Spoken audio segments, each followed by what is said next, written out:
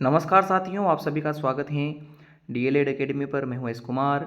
इस वीडियो में जैसा कि आपने थंबनेल देख लिया है, कला शिक्षण की यूनिट नंबर 5 पढ़ने वाले हैं। यह यूनिट वैसे आपको 4 नंबर की पाठ्यक्रम में दी गई हैं, किंतु पिछले 1-2 वर्ष से यहाँ से 5 अंक के प्रश्न आ रहे हैं। एक छोटा प्रश्न आता है और एक 4 नंबर का बड़ा प्रश्न आता है। तो मोस्टली यहाँ से सिर्फ बड़े प्रश्न आते हैं, किंतु पिछले 1-2 वर्ष से आप देखो 2020 के बाद से कि यहाँ 1 नंबर का छोटा प्रश्न भी पूछने लग गया है, यानी कि किसी भी एक यूनिट में से आपको मैटर थोड़ा कम करके पूछ सकता है। तो इस यूनिट में 5 अंक फिक्स करने के लिए आपको क्या करना है कि 1 नंबर के जो छोटे छोटे प्रश्न हैं वो मैंने आपको टेलीग्राम पर पीडीएफ बनाकर प्रोवाइड करवा दिए हैं, और टेलीग्राम का जो लिंक है वो आपको इस वीडियो के नीचे डिस्क्रिप्शन बॉक्स में दिया गया है, तो आप वहाँ से उसको ज्वाइन कर सकते हैं। और जो भी हम आपको पढ़ा रहे हैं उसकी आपको निःशुल्क टेलीग्राम पे पीडीएफ दी जा रही है, तो उसे आप ज़रूर पढ़ें। यदि आप हमारा वीडियो नहीं देखना चाहते हैं तो कोई आवश्यकता नहीं है, आप डायरेक्ट अपने पीडीएफ प्राप्त करके उसको पढ़ सकते हैं, क्योंकि आपके लिए इम्पोर्टेंस इस चीज़ की है कि आपको पास होना है, तो आप उस चीज़ को अवश्य देखें। तो शुरुआत करते हैं आज के इस यूनिट 5 के महत्वपूर्ण प्रश्नों की जानकारी लेके कि इस यूनिट में से महत्वपूर्ण प्रश्न कौन कौन से हैं। तो हमने इस वर्ष के लिए महत्वपूर्ण प्रश्न बताए हैं। बनी ठनी वाला प्रश्न कि बनी ठनी राजस्थानी जो चित्रशैली है किशनगढ़ की, इसका वर्णन करना है। कांगड़ा शैली के बारे में, एक है आपकी राजस्थानी चित्रकला या चित्रशैली की विशेषता या प्रकार क्या क्या हैं। मध्यकाल को संगीत का स्वर्णकाल क्यों कहा जाता है। राजा रवि वर्मा के बारे में बताना है। और इधर अपने भारतीय आधुनिक कला के प्रणेता रविंद्रनाथ टैगोर क्यों माने जाते हैं। साथ ही में राजस्थान की मूर्ति कला और स्थापत्य कला का वर्णन करना है। तो सबसे पहला जो हमारा प्रश्न है, बनी ठनी किशनगढ़ शैली, तो इसके बारे में हमने सामान्य जानकारी याद है हमें कि क्या है और ये कहाँ से हैं। तो बनी ठनी का जो चित्र है वह किशनगढ़ शैली से संबंधित हैं। किशनगढ़ जो इलाका था, जो आपके रियासत हैं, वह मारवाड़ की रियासत थी, और इस मारवाड़ की रियासत के जो राजा थे उनका नाम था सावंत सिंह, जिनके टाइम पे बनी ठनी का चित्र बनाया गया। तो उनका काल रहा है 1718 से लेकर 1764, और ये टाइम पीरियड जो है किशनगढ़ शैली का स्वर्णकाल माना जाता है। क्यों? क्योंकि उनके शासनकाल में बनी ठनी जैसे अनूठे और विशिष्टताओं से भरपूर चित्र चित्रित किए गए। सावंत सिंह स्वयं राधा कृष्ण के उपासक थे, यानी कि उनकी उपासना करते थे, और श्रृंगार कवि भी थे। उनकी साहित्य कला और संगीत में अधिक रुचि होने के कारण वो जल्दी ही राधा कृष्ण के उपासक यानी अनन्य भक्त बन गए। उनके ही दरबार में एक आपकी दरबारी चित्रकार था जिसका नाम था निहाल चंद। उन्होंने ही सुप्रसिद्ध बनी ठनी का चित्र बनाया है। निहाल चंद ने ही बनी ठनी को आधार मानकर राधा कृष्ण के सुंदर सुंदर चित्र बनाए हैं, जिनमें जो राधा जी हैं उनको बनी ठनी पर ही आधार मान के उसको बनाया गया, यानी कि राधा जी का जो चित्र है वह बनी ठनी को बेस मान के बनाया गया है, क्योंकि बनी ठनी अपनी अद्वितीय सौंदर्य के कारण रूप चित्रण का आदर्श बन चुकी थी। तो जब भी हम बात करें किशनगढ़ शैली की, तो आपको याद रखना है कि किशनगढ़ शैली राधा कृष्ण के चित्रों के लिए भी फेमस हैं। जहां राधा कृष्ण के चित्र निहाल चंद ने बनाए हैं, बनी ठनी का चित्र भी उन्होंने बनाया है। ये सावंत सिंह के दरबारी चित्रकार थे, और यह चूँकि अद्वितीय कला से भरपूर बनी ठनी के चित्र बनाने के लिए प्रसिद्ध थे, तो इन्होंने जो चित्र बनाए राधा कृष्ण जी के, वो भी उनमें राधा को, यानी कि जो राधा जी हैं उनके जो रूप हैं वह बनी ठनी से प्रेरित होकर उन्होंने बनाया।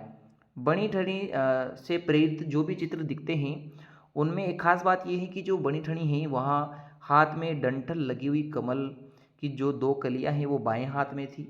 दाएं हाथ की दोनों उंगलियों पर चुन्नी ओढ़नी जो हैं वह थामे हुए घूंघट निकाल रही महिला को बताया गया है।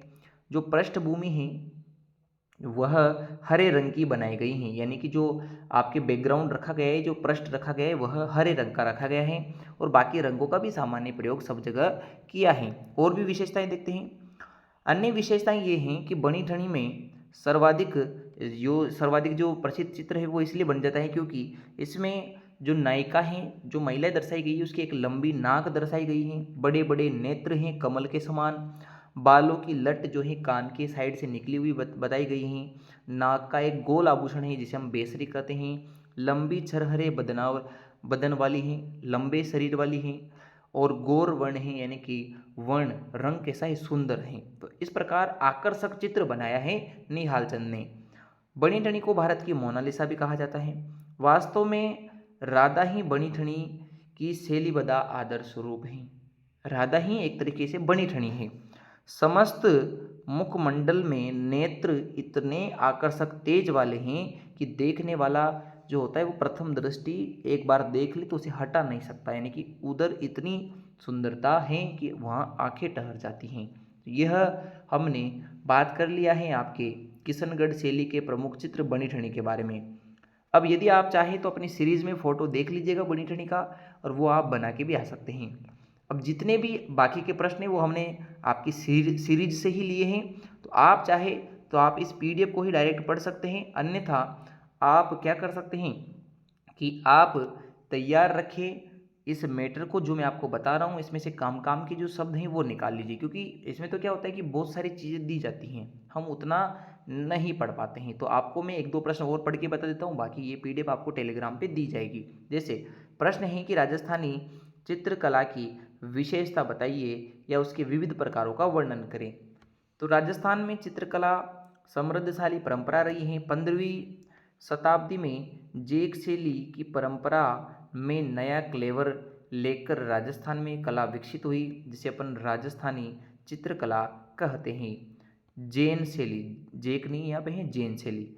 तो राजस्थान में 15वीं शताब्दी में जैन शैली एक नई परंपरा लेके आई राजस्थान में, जिसे आज हम राजस्थानी चित्रकला कहते हैं। विशुद्ध राजस्थानी शैली का प्रारंभ 15वीं सदी के अंत में और 16वीं सदी की शुरुआत में माना जाता है। और ये जो चित्रकला है 16वीं सदी से लेकर 19वीं सदी तक इसका एक समृद्ध काल माना जाता है। तो ये हमने पढ़ लिया है कि राजस्थान की चित्र शैली जैन शैली अपभ्रंश से प्रभावित हुई है, इसे हम राजस्थानी चित्रकला कहते हैं। और इसका प्रारंभ 15वीं सदी के अंत और 16वीं सदी के शुरुआत में हुआ, और ये जो विकसित हुई वह 16वीं से 19वीं सदी के बीच में विकसित हुई। अब प्रमुख राजस्थानी शैलियाँ कौन कौन सी हैं उनके बारे में एक एक करके चर्चा करते हैं। सबसे पहले मेवाड़ शैली। मेवाड़ क्षेत्र में आपके जो प्रमुख हिस्से हैं जैसे उदयपुर हैं, चित्तौड़ हैं, आपके प्रतापगढ़ हैं, डूंगरपुर बांसवाड़ा हैं, ये जो इलाका है ये मेवाड़ का है। तो यहाँ इस शैली ने अपना जो है प्रमुख रूप रखा। मेवाड़ शैली का शुरुआत का केंद्र था चावंड।